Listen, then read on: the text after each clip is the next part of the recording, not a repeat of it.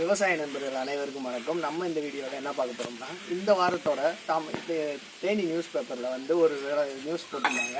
அதாவது இந்த மாமரத்தில் வந்து பூக்கள் அதிகமாக வைக்கல, காய்கள் பிடிக்கல, அதனால் மகசூல் வந்து கம்மியாகுதுன்ட்டு மாமர விவசாயிகள் வந்து வேதனை தெரிவிச்சிருந்தாங்க.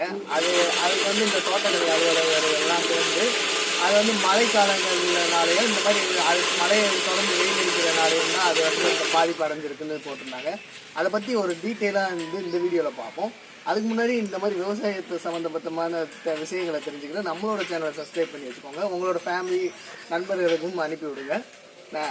வாங்க இப்போ வீடியோக்குள்ளே போவோம். வந்து மாமரத்தை வந்து நான் வந்து நம்மளை மாதிரி ஒரு உயிர் தான்.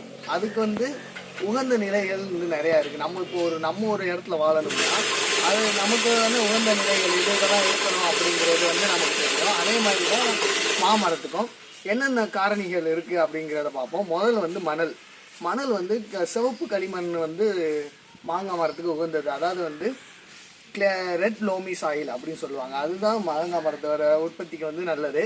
அதே மாதிரி வெயிலின் வெப்பநிலை மாய்ஸ்டர்லாம் எவ்வளோ இருக்கணும்னா, வெப்பநிலை வந்து 25 டிகிரி செல்சியஸ் இருக்கணும் அப்படின்னு சொல்கிறாங்க. அதே மாய்ஸ்டர் வந்து 70% வந்து ஈரப்பதம் இருக்கணும் அப்படின்னு சொல்கிறாங்க. அதுக்கப்புறம் வந்து விதை மெட்டீரியல் வந்து இதுக்கு வந்து விதை யூஸ் பண்ண மாட்டோம். அதே மாதிரி விதை யூஸ் பண்ணாமல் ஒட்டுக்கன்றுகள் தான் வாங்கி நம்ம நடவு செய்வோம். அந்த ஒட்டுக்கன்றுகள் எப்படி இருக்கணும்னா, இந்த ஒட்டுக்கன்றுகள் வந்து இந்த மாதிரி நல்ல ஆரோக்கியமான செடிகள்லேருந்து எடுத்ததாக இருக்கணும். அதில் எதுவும் பூச்சி நோய்கள் வந்து தாக்கி இருக்கக்கூடாது. அந்த மாதிரி எடுத்து நம்ம வந்து நடவு செய்கிற மூலயமா நம்ம வந்து அதிக மகசூல் பெறலாம். அதே மாதிரி இடைவேளை, இப்போது நம்மளையே ஒரு ரூமுக்குள்ளே நிறையா பேர் அடைச்சி வச்சா நம்மளுக்கே வந்து மூச்சு திணறல் ஏற்படும். இந்த மாதிரி இருக்கும். அதே மாதிரி தான் மரங்களும் ஒரு உயிர் தான். அதனால வந்து அதுக்கு ஒவ்வொரு மரத்துக்கும் இன்னொரு மரத்துக்கும் உள்ள இடைவேளை வந்து 6 மீட்டர் இருக்கணும். ஒரு மரத்துக்கும் நடுவில் நம்ம ஊடு பயிர்கள் என்ன பயிரிட்டுக்கலாம். ஆனால் ஒரு மரத்துக்கும் இன்னொரு மரத்துக்கும் இடையில வந்து 6 மீட்டர் வந்து இடைவெளியானது வந்து இருக்கணும். அதுதான் வந்து மாங்காய் உற்பத்திகளுக்கு வந்து நமக்கு வந்து அதிக மகசூல் ஈட்டி தரும். அது போக வந்து உரங்கள் வந்து நம்ம இப்போ நடவு செஞ்சதுக்கப்புறம் உரங்கள் என்னென்ன உரங்கள் போடணும்னா, அதான் என்பிகே, யூரியா வந்து யூரியா வந்து ஒரு மரத்துக்கு வந்து ஃபஸ்ட் இயர், அதாவது முதல் ஆண்டு வந்து 200 கிராம் வந்து இடணும். அதே மாதிரி வந்து பாஸ்பரஸும் 200 கிராம் இடணும். பொட்டாசியம் வந்து 300 கிராம் ஒரு மரத்துக்கு வந்து இடணும். அடுத்தடுத்த வருடங்களில் அது அப்படியே டபுள் பண்ணிட்டு போயிட்டே இருக்கணும். இதுதான் உரங்கள்.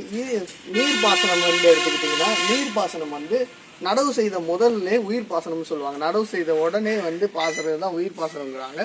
அது போக நடவு செய்த 3ஆவது நாள் வந்து ஈரப்பதமானது வந்து கம்மியாகும். அந்த நேரத்தில் வந்து நம்ம பாசனம் வந்து பண்ணணும்.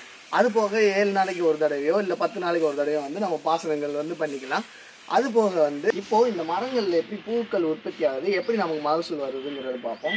வந்து பூக்களுக்கு வந்து கரெக்டான ஒரு டெம்பரேச்சர், அதாவது வெப்பநிலையும் சூரிய ஒளியும் தேவை பூக்கள் பூக்கிறதுக்கு. நம்ம இவ்வளோ நேரம் சொன்னோம்ல, இது எல்லாத்தையும் கரெக்டாக ஒவ்வொரு ஃபாலோ பண்ணிட்டு வந்தால் நல்ல பூக்கள் வந்து நல்லா உற்பத்தி ஆகும், காய்களும் நல்லா பிடிக்கும்.